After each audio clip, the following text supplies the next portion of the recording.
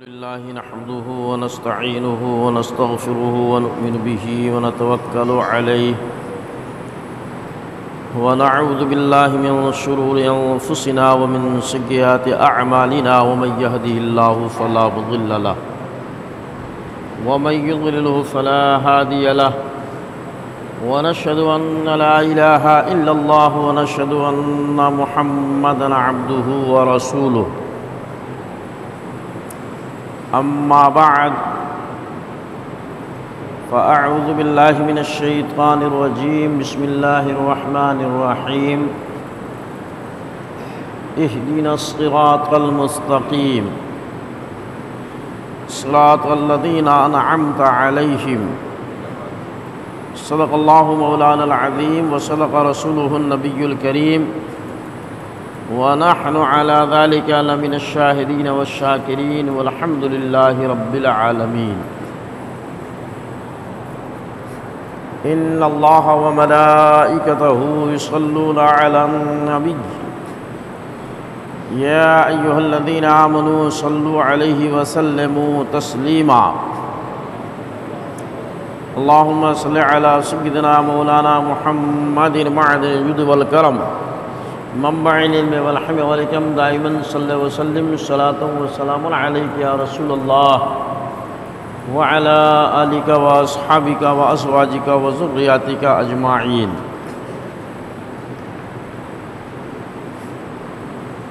سامعین کرام، شعبان المعظم کا پہلا جمعہ آپ تمامی حضرات کو دل کی اتھاہ گہرائیوں سے مبارک ہو۔ شعبان المعظم کا مقدس اور متبرک مہینہ شروع ہو چکا ہے۔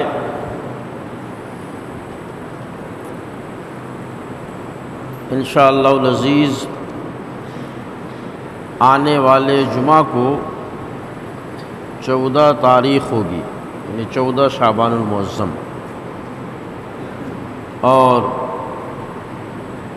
اسی دن گزار کر کے رات میں شب بیداری کا اہتمام کیا جائے گا۔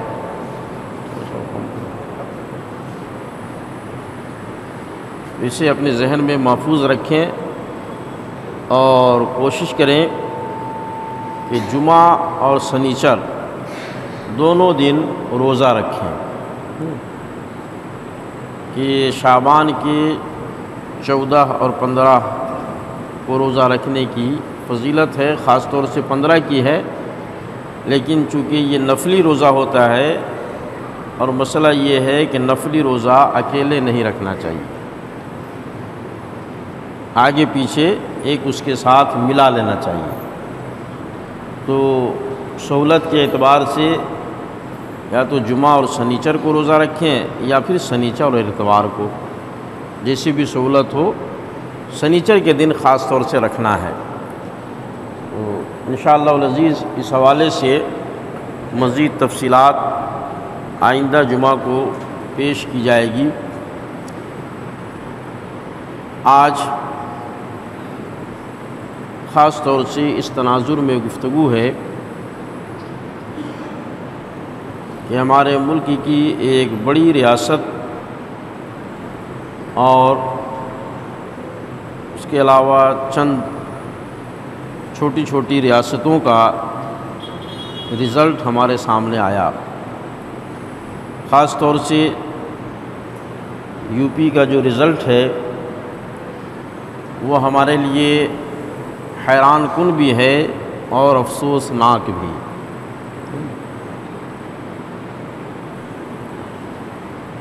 ملک دشمن اور اسلام دشمن عناصر منظم پلان کے تحت اور مکمل منصوبہ بندی کے تحت اپنے مشن کی تکمیل میں لگے ہوئے ہیں اور روز بروز آگے بڑھتے جا رہے ہیں۔ اس میں استحکام اور توانائی عطا کر رہے ہیں۔ دوسری طرف ملک کی سب سے بڑی اقلیت اپنے آپسی اختلافات، انتشار، رستہ کشی کی وجہ سے اب حاشیے پر بھی نظر نہیں آ رہی، جو یقیناً ہمارے لیے لمحہ فکریہ ہے اور بہت ٹھنڈے دل و دماغ سے غور و فکر کرنے کا موضوع اور مدعا۔ آج یہ جو ہمارا سیاسی بکھراؤ ہے، یہ یقیناً ہمارے آپسی اختلافات اور انتشار کا نتیجہ ہے۔ اس لیے ضرورت اس بات کی ہے کہ امت مسلمہ اپنی انا، خود بینی اور نفس پرستی سے دور ہو کر کے وَاعْتَصِمُوا بِحَبْلِ اللَّهِ جَمِيعًا وَلَا تَفَرَّقُوا کا عملی مظاہرہ کرے کہ اللہ رب العزت نے ارشاد فرمایا کہ اللہ کی رسی کو مضبوطی سے تھام لو اور آپس میں ٹکڑوں میں نہ بٹو۔ آپس میں ٹکڑے میں بٹنا یہ ہمارے لیے یقیناً ہلاکت اور تباہی کا باعث اور سبب ہے۔ اس لیے ہمیں آپس میں اتحاد، اتفاق کی زندگی گزارنے کی ضرورت ہے اور سیاسی بصیرت پیدا کرنے کی ضرورت ہے۔ اختلاف اگر ہمارا ہو بھی تو ایسا ہو جیسے کہ سنترے کا اختلاف ہوتا ہے۔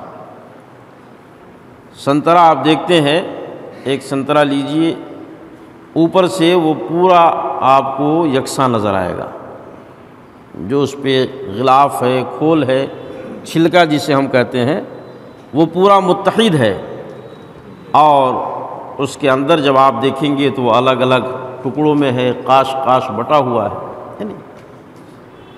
تو اگر ہمارا انٹرنل اختلاف بھی ہے، مذہبی اختلاف یعنی اعتقادی اختلاف، فکری اختلاف، تو اسے آپس میں رکھتے ہوئے بیرونی طور پر ہمیں کم سے کم سنترا کے اس چھلکے کی طرح سے ہونا ہے جو باہر سے متحد دکھتا ہے اور پھر اپنی قوت کا مظاہرہ کرتا ہے۔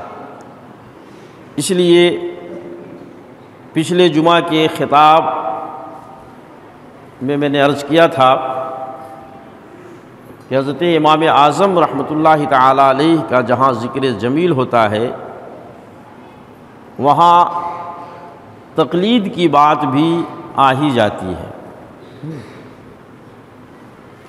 آج امت مسلمہ جو متعدد فرقوں اور جماعتوں میں بٹی ہوئی ہے، اس میں ایک بہت ہی متشدد فرقہ غیر مقلدین کا کہلاتا ہے، جو معاذ اللہ اس حد تک خود سر اور آگے بڑھا ہوا ہے کہ وہ اپنے علاوہ کسی کو مسلمان ماننے کو تیار نہیں۔ تقلید جس کا ثبوت قرآن سے بھی ہے، حدیث سے بھی ہے، اس تقلید کو شرک سے تعبیر کرتا ہے اور تقلید کرنے والوں کو مشرک کہہ کر کے پکارتا ہے۔ اور یہی سب باتیں ہیں جو جماعت میں اختلاف اور انتشار کا سبب بنتی ہے۔ اس لیے ضرورت اس بات کی ہے کہ ہم ان حقائق کو سمجھیں اور ان حقائق کو سمجھتے ہوئے آپس میں اتفاق اور اتحاد کی کوشش کریں۔ انہی تناظر میں آج کی گفتگو تقلید کی شرعی حیثیت کے عنوان سے آپ کے سامنے پیش کی جا رہی ہے تاکہ وہ لوگ جو اس تعلق سے تذبذب کے شکار ہیں وہ مضبوط دلائل کے ساتھ اپنے آپ کو مطمئن کر لیں، اور وہ لوگ جو اس کے منکر ہیں وہ اپنے نظریہ اور اپنے خیال، اپنے عقیدے پر نظر ثانی کریں اور یہ دیکھیں کہ ہم کس طرف جا رہے ہیں اور ہمیں کس طرف جانا چاہیے۔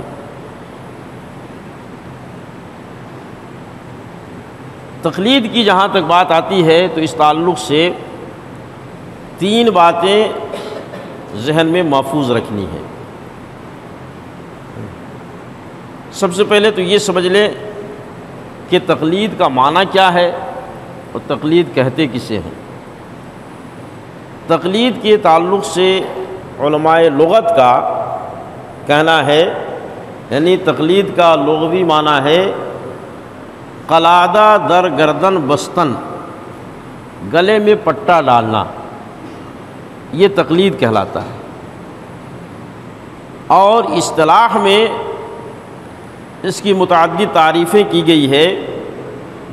حضرت امام غزالی رحمۃ اللہ تعالی علیہ جو حجت الاسلام کے نام سے لقب سے جانے جاتے ہیں، وہ فرماتے ہیں التقلید قبول قول بلا حجہ، تقلید کہتے ہیں کسی کی بات کو بغیر دلیل کے تسلیم کر لینا، یعنی جس کا قول ہے اس پر اتنا اعتماد ہو، اتنا بھروسہ ہو کہ پھر آدمی دلیل کی تلاش اور اس کی کھوج میں نہ جائے کہ اس کی دلیل کیا ہے، بلکہ اس ذات اور شخصیت پر اعتماد کرتے ہوئے اس کی بات کو تسلیم کر لے، یہ ہے تقلید۔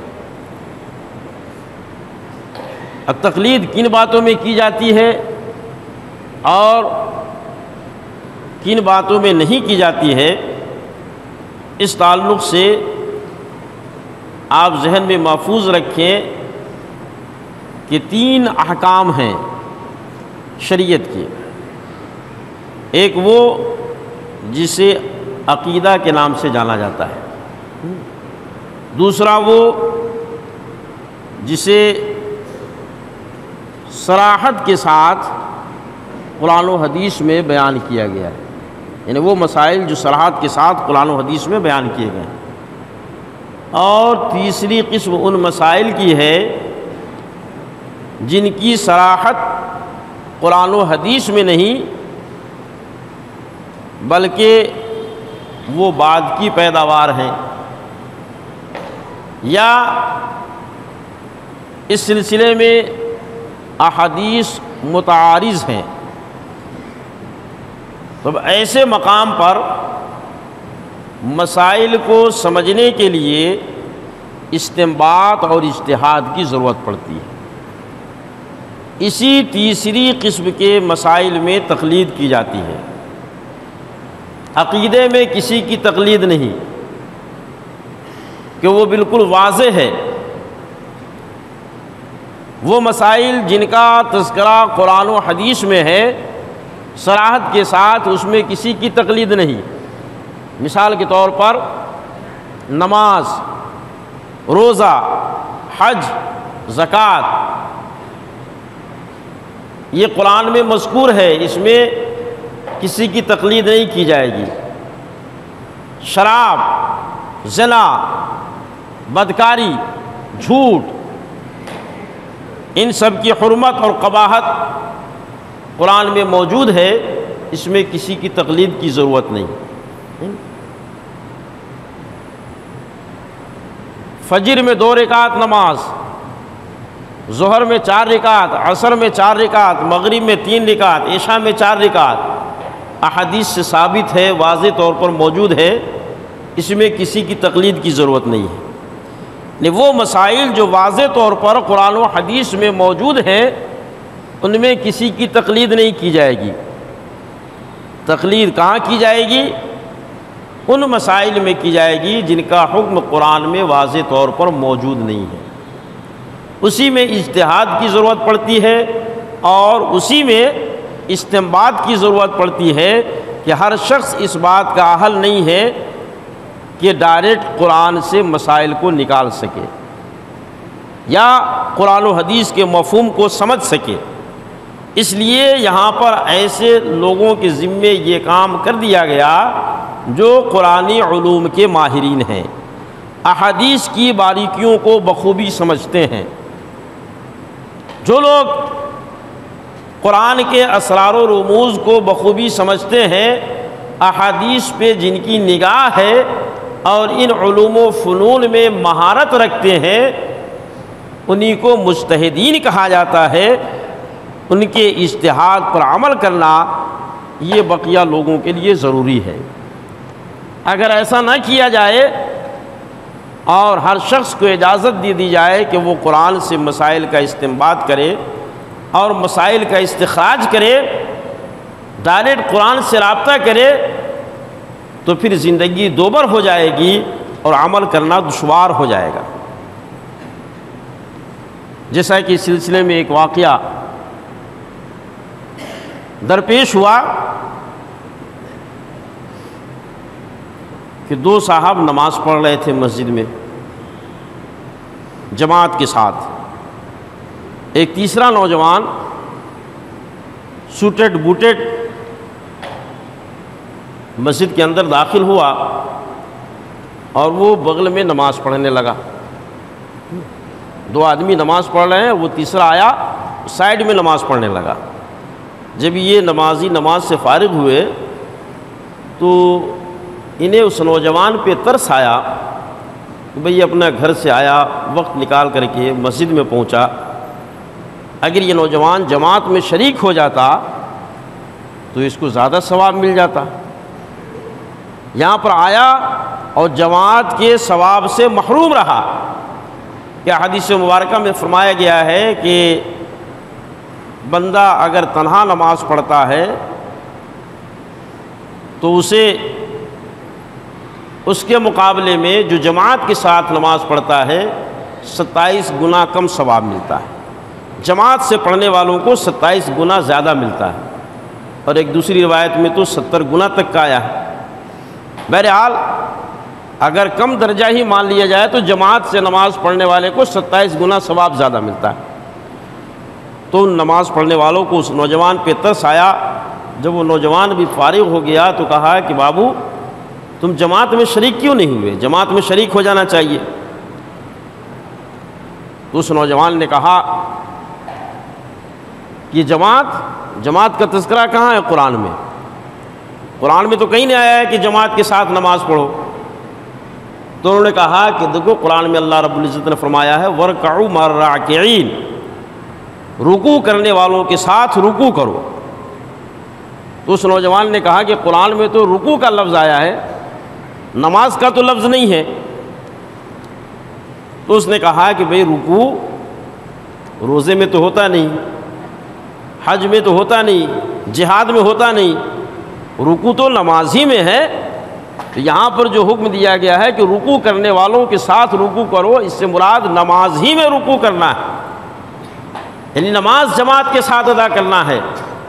تو اس نے کہا کہ نہیں، میں آپ لوگوں کی بات نہیں مانتا، میں تو قرآن پر عمل کرتا ہوں۔ کہ کیا مطلب؟ تو اس نے کہا کہ قرآن میں کہا گیا ہے کہ تنہا نماز پڑھو۔ کہا کہ وہ تم نے کہاں سے سن لیا، کہاں پہ پڑھ لیا؟ تو اس نوجوان نے کہا کہ قرآن میں لکھا ہوا ہے ان الصلاۃ تنہا۔ نوجوان نے کہا کہ قرآن میں لکھا ہوا ان الصلاۃ تنہا، یعنی نماز تنہا پڑھو۔ معاذ اللہ، ان الصلاۃ تنہا جو قرآن میں کہا ہے تو اس کا مطلب یہ نہیں ہے کہ نماز تنہا پڑھو، بلکہ قرآن میں جو فرمایا گیا ہے اس کا مطلب یہ ہے کہ ان الصلاۃ تنہا عن الفحشاء والمنکر، نماز آدمی کو بے حیائی اور بری باتوں سے روکتی ہے۔ تو تنہا کا معنی یہاں پر روکنا ہے، یہ عربی زبان کا لفظ ہے۔ تنہا کا معنی اکیلا نہیں ہے۔ فرق سمجھ میں آ رہا ہے؟ تو اگر ہر کوئی قرآن کو ڈائریکٹ سمجھنے لگے اور قرآن سے مسائل کو نکالنے لگے تو پھر اس قسم کے ایکسیڈنٹ ہوں گے اور اس قسم کے حادثات پیش آئیں گے۔ اس لیے فرمایا گیا کہ ہر شخص اس بات کا اہل نہیں ہے کہ وہ قرآن سے ڈائریکٹ مسائل نکال سکے، استنباط کر سکے، استخراج کر سکے۔ وہ اہل علم جنہیں اللہ رب العزت نے ذہانت عطا فرمائی، ملکہ عطا فرمایا، بحر علم میں غوطہ زنی کا جنہیں حوصلہ عطا فرمایا، اور اللہ نے جن کے قلب کو کشادہ فرما دیا، جن کے ذہن کو منور فرما دیا ہے، وہ مقتدا ہیں، وہ مسائل بیان کریں گے، باقی لوگ مقتدی ہیں، وہ ان کی اتباع اور پیروی کریں گے۔ اسی اتباع اور پیروی کا نام تقلید ہے۔ اس لیے تقلید کرنا یہ ضروری ہے، اور آدمی کے لیے اس دور میں مقلد بن کر کے زندگی گزارنا یہ ایمان اور عقیدہ کی حفاظت کے لیے ضروری ہے، اسی میں سلامتی ہے۔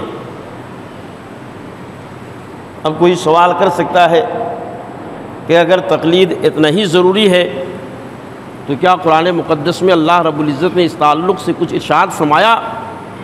قرآن میں تقلید کا ثبوت ہے یا نہیں؟ تو میرے محترم بزرگوں اور دوستو، قرآن میں تقلید مطلق کا بھی تذکرہ ہے اور تقلید مجتہد کا بھی تذکرہ ہے۔ دونوں تقلید کا تذکرہ اللہ رب العزت نے قرآن مقدس میں ارشاد فرمایا۔ وہ آیت کریمہ جسے ابھی میں نے خطبہ کے بعد تلاوت کرنے کا شرف حاصل کیا، اور جسے ہم اور آپ پانچوں وقت ہر نماز کی ہر رکعت میں پڑھتے ہیں، اس میں اللہ رب العزت نے تقلید کی طرف اشارہ فرمایا۔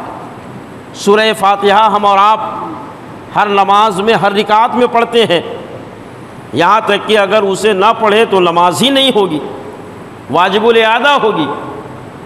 سورہ فاتحہ کے اندر ہم اور آپ دعا مانگتے ہیں، اہدنا الصراط المستقیم صراط الذین انعمت علیہم، مالک و مولا ہمیں سیدھے راستے پر چلا، ان لوگوں کے راستے پر جن پر تو نے انعام کیا۔ تو یہاں انعام یافتہ بندوں کے راستے پر چلنے کی ہم دعا مانگتے ہیں، یعنی ان کے پیچھے پیچھے ان کے طریقے پر چلنے کی ہم روزانہ دعا کرتے ہیں۔ اب قرآنی سے آپ استفسار کیجئے کہ جن انعام یافتہ بندوں کے راستے پر چلنے کی ہم دعا کرتے ہیں، وہ بندے کون لوگ ہیں؟ کن کی طرف اشارہ کیا گیا؟ سورہ نساء پارہ نمبر 5 آیت نمبر 70 میں اللہ رب العزت نے ارشاد فرمایا، الذین انعم اللہ علیہم من النبیین والصدیقین والشہداء والصالحین، کہ جن انعام یافتہ بندوں کے راستے پر چلنے کی تم دعا کرتے ہو، وہ بندے وہ ہیں جنہیں انبیاء کرام کے نام سے جانا جاتا ہے۔ جن بندوں پر اللہ نے اپنا انعام فرمایا وہ انبیاء کی جماعت ہے۔ الذین انعم اللہ علیہم من النبیین والصدیقین، وہ صدیقوں کی جماعت ہے، والشہداء، وہ شہیدوں کی جماعت ہے، والصالحین، اور نیک بندوں کی جماعت ہے۔ پتہ چلا کہ ہمیں ان بندوں کے نقش قدم پر چلنے کی اللہ رب العزت تلقین فرما رہا ہے، اور ان عظیم ہستیوں کے نقش قدم پر چلنے ہی کا نام تقلید ہے۔ اس لیے تقلید مطلق اس سے سمجھ میں آیا، اور یہ تقلید کرنا ہمارے لیے ضروری ہے، بلکہ ہم اس کی ہر نماز میں دعا مانگتے ہیں۔ اسی طریقے سے تقلید مجتہد، کسی ایک شخص کی تقلید کرنا، یعنی مجتہد کی تقلید کرنا، اس تعلق سے سورہ نساء کی آیت نمبر 59 میں اللہ رب العزت کا فرمان ہے۔ اللہ رب العزت ارشاد فرماتا ہے، اطیعوا اللہ و اطیعوا الرسول و اولو الامر منکم، اللہ کی اطاعت کرو، رسول کی فرما برداری کرو، اور اولو الامر کی اطاعت و فرما برداری کرو۔ اللہ کی اطاعت تو واضح اور صاف ہے، رسول اللہ کی اطاعت بھی واضح اور صاف ہے۔ اولو الامر کے تعلق سے علماء کرام فرماتے ہیں کہ یہ علماء اور فقہا کی جماعت ہے، محدثین کی جماعت ہے، ان کی اطاعت و فرما برداری کے لیے ہمیں کہا گیا ہے۔ تو اس سے تقلید مجتہد کے تعلق سے بات واضح ہوئی کہ مجتہد کی تقلید پر عمل کرنا یہ ہمارے لیے لازم و ضروری ہے کہ مجتہد ہمارے لیے دین کے مسائل کو واضح کر کے ہمارے سامنے پیش فرماتے ہیں۔ تو قرآن مقدس سے اس کا ثبوت ملتا ہے۔ اسی طریقے سے قرآن مقدس میں دوسری جگہ سورہ بنی اسرائیل کے آیت نمبر 61 میں اللہ رب العزت کا فرمان موجود ہے، یوم ندعو کل اناس بامامہم، کہ قیامت کا دن وہ دن ہوگا کہ اس دن ہم لوگوں کو ان کے امام کے نام سے پکاریں گے، امام کے حوالے سے پکاریں گے۔ اس آیت کے تعلق سے سید المفسرین حضرت عبداللہ ابن عباس رضی اللہ تعالی عنہ ارشاد فرماتے ہیں، قال قال رسول اللہ صلی اللہ تعالی علیہ وسلم کل قوم یدعا بامام زمانہم وبکتاب ربہم وبسنت نبیہم۔ آقا کریم صلی اللہ تعالی علیہ وسلم نے ارشاد فرمایا کہ کل قیامت کے دن اللہ رب العزت ہر قوم کو اس کے امام کے ساتھ پکارے گا، اس کے رب کی کتاب کے ساتھ بلائے گا، اس کے نبی کی سنت کے ساتھ بلائے گا۔ میرے محترم بزرگوں اور دوستو، حدیث پاک سے اور قرآن کی آیات سے یہ بات واضح ہوئی کہ امام کی اہمیت ہے، امام کی اقتداء اور پیروی یہ اللہ رب العزت کو مطلوب ہے۔ امام کی پیروی کرنا معاذ اللہ یہ شرک نہیں ہے اور یہ ناجائز اور حرام نہیں ہے، جیسا کہ آج کچھ لوگ سمجھ رہے ہیں اور مسلمانوں کے اندر تفرقہ پیدا کر رہے ہیں۔ اب اس موقع پر کوئی شخص یہ کہتا ہے کہ اگر ایسی ہی بات ہے اور تقلید اتنی ہی ضروری ہے تو پھر صحابہ کرام نے تقلید کیوں نہیں کی؟ یہ کیا صحابہ کرام مقلد تھے؟ میرے محترم بزرگوں اور دوستو، اس کے دو جواب ہیں۔ ایک تو یہ کہ دور صحابہ کرام میں آقا کریم صلی اللہ تعالی علیہ وسلم ان کی نگاہوں کے مرکز و محور تھے۔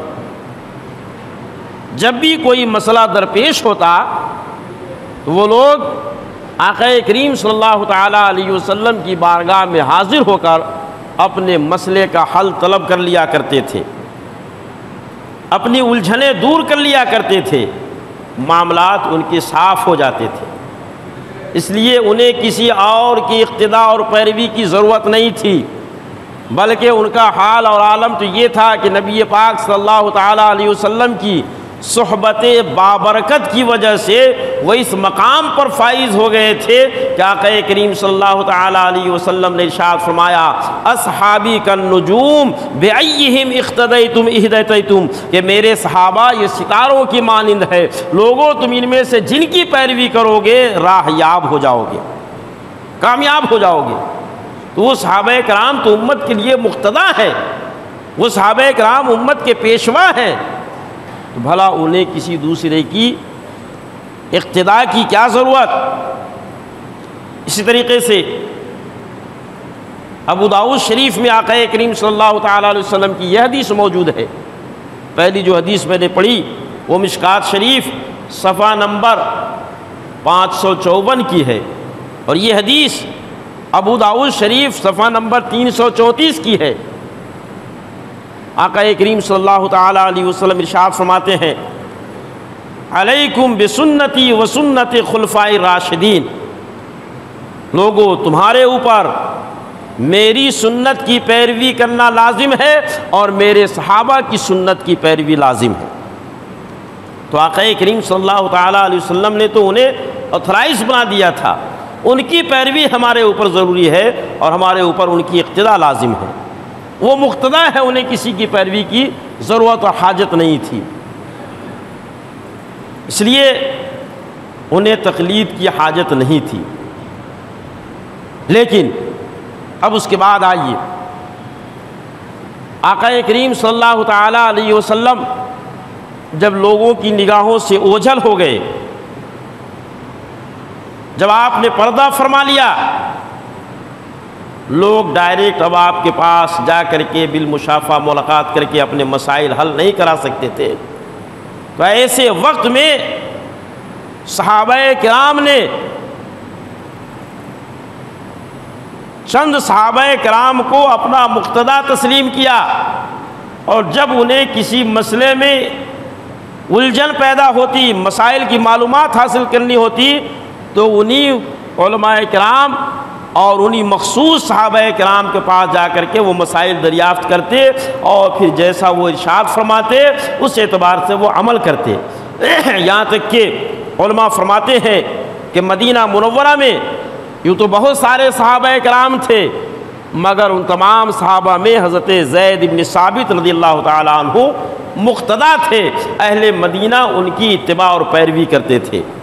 مکہ مکرمہ میں حضرت عبداللہ ابن عباس رضی اللہ تعالیٰ عنہ مقتدیٰ تھے، یوں تو بہت سارے صحابہ کرام مکہ میں موجود تھے، مگر حضرت عبداللہ ابن عباس کی اقتداء کی جاتی تھی، ان کی پیروی لوگ کرتے تھے۔ اسی طریقے سے کوفہ جو اہل علم و فضل کا مرکز تھا، اس کوفہ کی سرزمین پر حضرت عبداللہ ابن عباس رضی اللہ تعالیٰ عنہ مقتدیٰ تھے، یوں تو بہت سارے صحابہ تھے وہاں پر اور بہت سارے علماء اور دانشور تھے، مگر ان تمام میں جو سب سے بڑے عالم تھے وہ حضرت عبداللہ ابن عباس تھے۔ لوگ ان کی پیروی کرتے تھے، اور لوگ جب مسائل میں الجھتے تو ان کے دربار میں حاضر ہو کر کے مسائل کی گتھیاں سلجھایا کرتے تھے، تو اس طریقے سے ان کی اقتداء اور پیروی کرتے تھے۔ پتہ چلا کہ یہ اقتداء اور پیروی یہ آج کے دور کی بات نہیں ہے، یہ نئی بات نہیں ہے، بلکہ صحابہ کرام بھی اپنے سے عالم زیادہ جانکار صحابہ کرام کی پیروی کرتے تھے۔ میرے محترم بزرگوں اور دوستو، اس گفتگو کو سمیٹتے ہوئے میں آپ کے ذہن میں یہ بات ڈال دوں کہ یہ جو غیر مقلدیت کا فتنہ ہے یا یہ جو روش ہے، یہ انگریزوں کی پیداوار ہے۔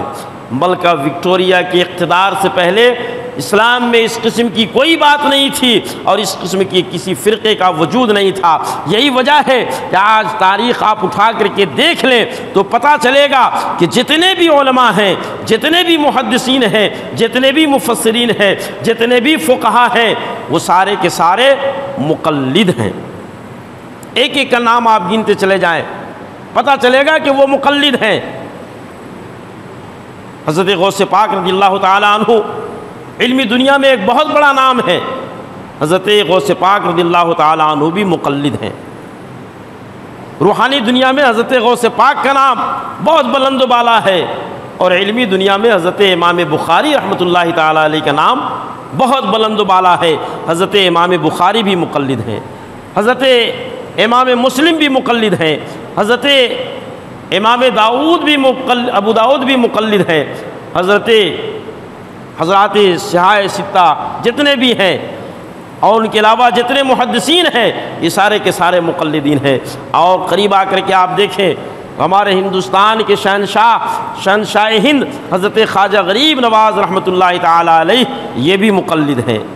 دلی کی سرزمین پر حضرت قطب الدین بختیار کاکی رحمۃ اللہ تعالیٰ علیہ یہ بھی مقلد ہیں۔ حضرت صابر کلیری رحمۃ اللہ تعالیٰ علیہ یہ بھی مقلد ہیں۔ حضرت مخدوم بہار حضرت خواجہ شرف الدین یحییٰ منیری رحمۃ اللہ تعالیٰ علیہ یہ بھی مقلد ہیں۔ اس طریقے سے جتنے بھی بڑے بڑے علماء، دانشوران اور محدثین، فقہا ہیں، یہ سارے کے سارے مقلدین ہیں۔ پتہ چلا یہ تقلید کرنا معاذ اللہ یہ کوئی آج کی بدعت نہیں ہے یا کوئی نئی روش نہیں ہے، بلکہ تقلید کرنا یہ قرآن سے ثابت ہے، حدیث سے ثابت ہے، صحابہ کرام کے عمل سے ثابت ہے۔ جو لوگ مقلد ہیں وہی صراط مستقیم پر گامزن ہیں، اور جو لوگ تقلید سے باہر ہیں، تقلید کا قلادہ جنہوں نے گردن سے نکال دیا ہے، وہ خواہش نفس کے پیروکار ہیں۔ وہ اپنی فکر کے پیروکار ہیں، وہ اپنی منشا کے پیروکار ہیں، اور پھر بالآخر وہ جاتے جاتے شیطان کے پیروکار بن جاتے ہیں کہ شیطان جس طرف انہیں گھماتا ہے اس طرف گھومتے ہوئے نظر آتے ہیں، حقیقت سے بہت دور جا پڑتے ہیں۔ اس لیے میرے محترم بزرگوں اور دوستو، ایمان و عقیدہ کی حفاظت کے لیے علماء کرام اور بزرگان دین کے سائے میں آ کر کے ان کی باتوں کو تسلیم کرتے ہوئے ان کے بتائے ہوئے فرمودات پر عمل کرنا، یہی عقل مندی اور دانش مندی ہے۔ اسی میں ایمان کی حفاظت ہے، اسی میں عقیدے کی حفاظت ہے۔ دعا ہے کہ اللہ رب العزت ہمیں آپسی اختلافات سے بچتے ہوئے قرآن اور حدیث کی صحیح سمجھ عطا فرمائے۔